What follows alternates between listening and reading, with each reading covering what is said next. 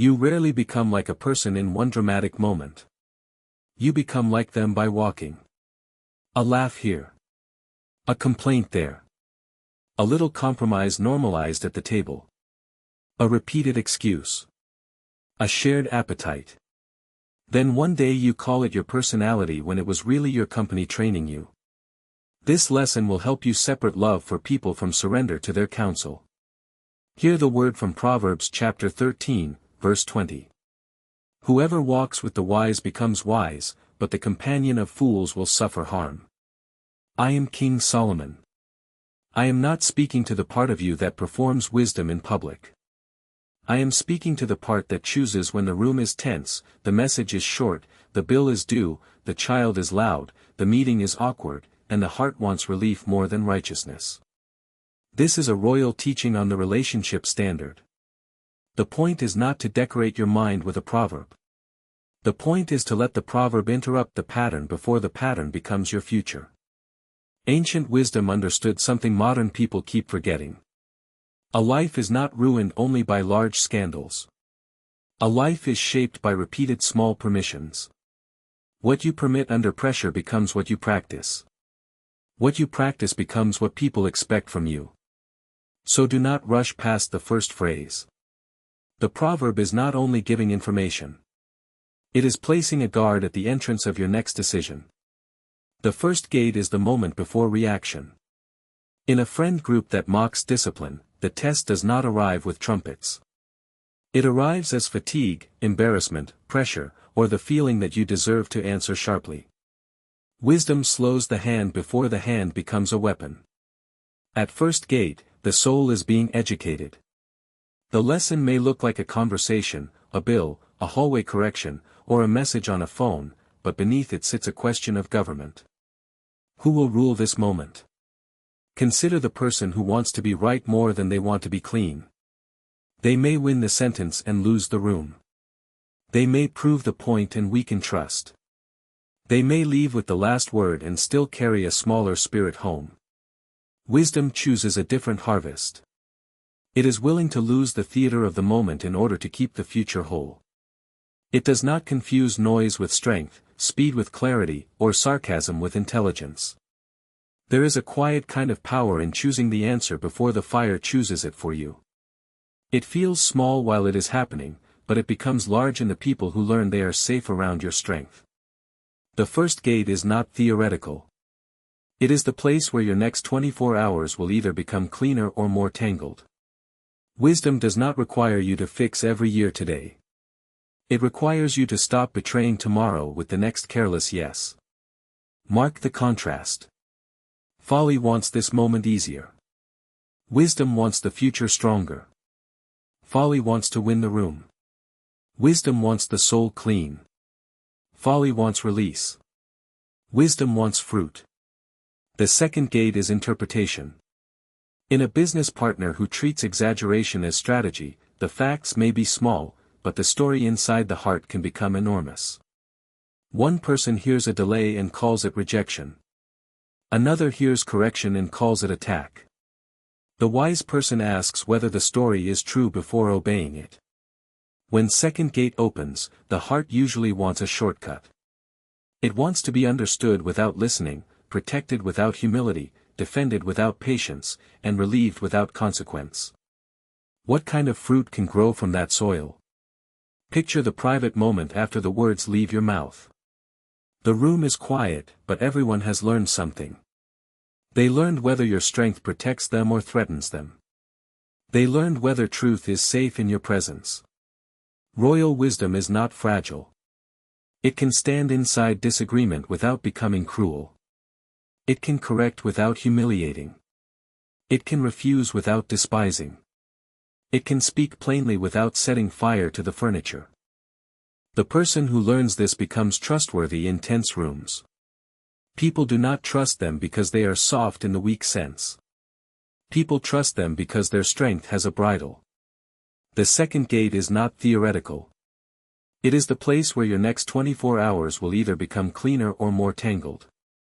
Wisdom does not require you to fix every year today. It requires you to stop betraying tomorrow with the next careless yes. Mark the contrast. Folly wants this moment easier. Wisdom wants the future stronger. Folly wants to win the room. Wisdom wants the soul clean. Folly wants release. Wisdom wants fruit. Many people lose the path right here. They call the first impulse honest, but the first impulse is often only the loudest messenger. The loudest messenger is not always the truest one. Before you obey it, bring it under the Walking with Wisdom audit. Take the free Solomon Standards assessment through the link in the description if you can already feel this lesson touching a pattern in your life. Do not wait for collapse before you let wisdom measure the standard. The third gate is public consequence. In a family voice that baptizes fear as wisdom, the issue is not only the decision. The issue is what the decision teaches everyone watching. A leader can teach courage or panic. A parent can teach safety or fear. A friend can teach truth or performance. By the time third gate is tested, the public moment is already carrying private practice. What have you practiced in secret? Have you rehearsed suspicion, complaint, haste, fear, or wisdom? A parent does not become gentle because the child finally behaves. A leader does not become wise because the meeting finally calms down. A spouse does not become careful because the conversation finally feels easy. Practice comes first. This is why the small hour matters. The car ride matters. The draft message matters. The second before the reply matters. The account balance matters. The breath before correction matters. Hidden practice becomes visible character. A wise person treats the hidden hour with honor. They know the crowd will eventually meet whatever has been trained in the quiet. The third gate is not theoretical. It is the place where your next 24 hours will either become cleaner or more tangled. Wisdom does not require you to fix every year today. It requires you to stop betraying tomorrow with the next careless yes. Mark the contrast. Folly wants this moment easier. Wisdom wants the future stronger. Folly wants to win the room. Wisdom wants the soul clean. Folly wants release. Wisdom wants fruit. Ask yourself a hard question. Where have people around you learned to brace before you answer? That question is not meant to crush you. It is meant to locate the place where wisdom wants to rebuild safety. A house becomes peaceful through repeated proof. One soft answer will not repair every old wound, but one soft answer can open a door. Then another can keep it open. Then truth can enter without wearing armor. The fourth gate is stewardship. In a group chat that makes cruelty feel normal, wisdom asks what will remain after the feeling passes. The answer may feel costly now, but folly is more expensive later. Wisdom counts both prices. At fourth gate, ask what story your answer will leave behind. Will it leave courage, clarity, responsibility, and peace, or will it leave embarrassment, distance, confusion, and fear? The future does not only remember what happened. It remembers how people felt under your power. It remembers whether your words made truth easier to receive or harder to trust. It remembers whether correction came with dignity. One answer can become a seed. One pause can become a shield. One humble sentence can become a bridge back into trust. Why would you spend that kind of power carelessly? The wise do not despise ordinary sentences. They know ordinary sentences become the climate of a home, the culture of a team, and the sound a soul expects when pressure rises. The fourth gate is not theoretical. It is the place where your next 24 hours will either become cleaner or more tangled. Wisdom does not require you to fix every year today. It requires you to stop betraying tomorrow with the next careless yes. Mark the contrast. Folly wants this moment easier. Wisdom wants the future stronger. Folly wants to win the room. Wisdom wants the soul clean. Folly wants release. Wisdom wants fruit. Before we move to the framework, slow the lesson down into the ordinary rooms where it will have to live. Wisdom that only sounds beautiful while you listen has not yet become wisdom. It must survive the kitchen, the desk, the hallway, the invoice, the bedroom, the car, and the moment when your pride has already prepared a speech. A person may hear a proverb and agree with it sincerely, then fail it before sunset because agreement is not the same as preparation. Preparation means deciding beforehand what kind of person you will be when the old pressure returns with a familiar face. Who are you when someone misunderstands you? Who are you when the money feels late? Who are you when the person you love says the sentence poorly? Who are you when correction touches the place where pride has been sleeping? These questions are not meant to make you afraid of yourself. They are meant to bring the hidden pattern into the light. Once the pattern is in the light, it can be governed. While it remains unnamed, it keeps pretending to be your personality. The mercy of wisdom is that it gives you a way to interrupt the pattern before shame becomes necessary. You do not have to wait until another apology is needed. You do not have to wait until another bridge is damaged. You can let the proverb stand at the door before the old habit enters. That is why this teaching is practical. The next test will probably not arrive looking spiritual. It may arrive as a notification, a tone of voice, a question from a child, a delay in payment, a calendar conflict, or a person who speaks before thinking. If wisdom is not ready for ordinary things, it is not ready for your real life. So let the proverb become a tool in your hand, not a decoration on your wall. Carry it into the next conversation. Carry it into the next purchase. Carry it into the next correction. Carry it into the next silence. Ask whether the fruit you are about to plant is fruit you are willing to eat.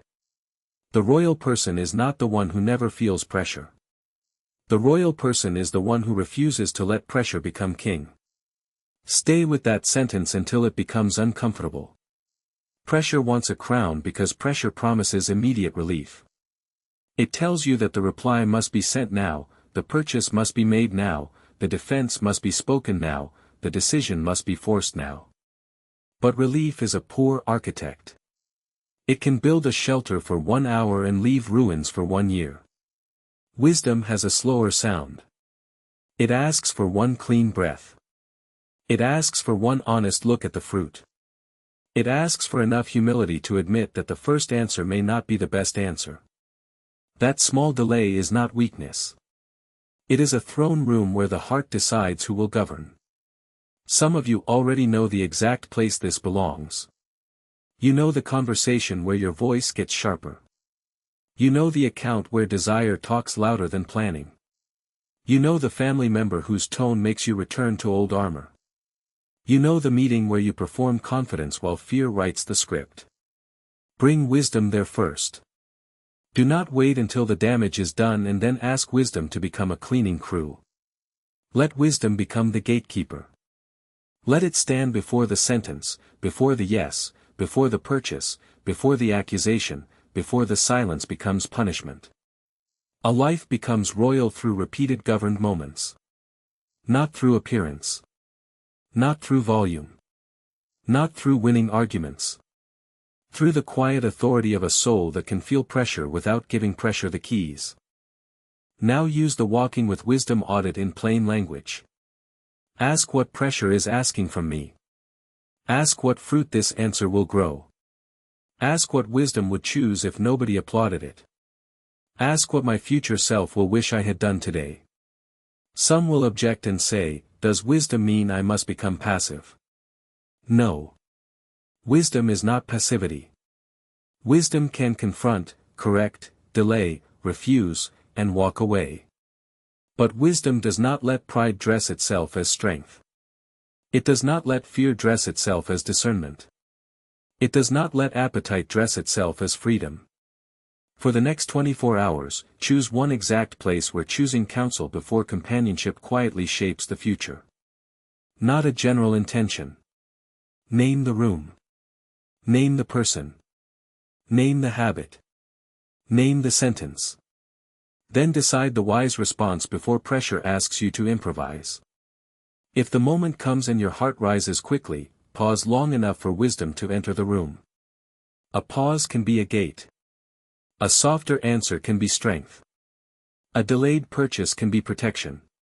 A received correction can be mercy. A truthful conversation can become healing instead of war. This is not small. The future often turns on moments that looked too ordinary to honor. The sentence you did not send. The invoice you checked twice. The apology you gave without decorating it. The silence you chose until your spirit cooled. These are bricks in the house wisdom is building.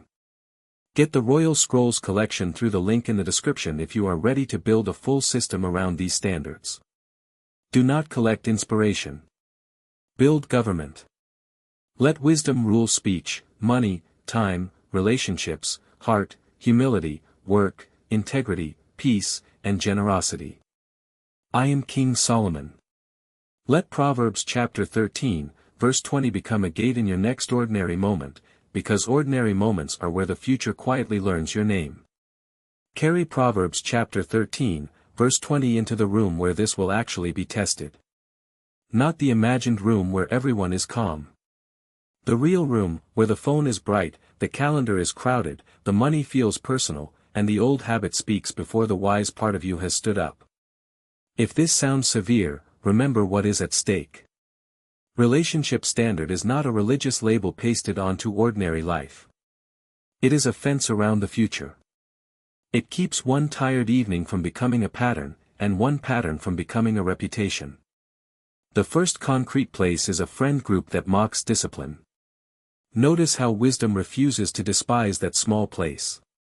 Heaven often trains a person in rooms that do not look important.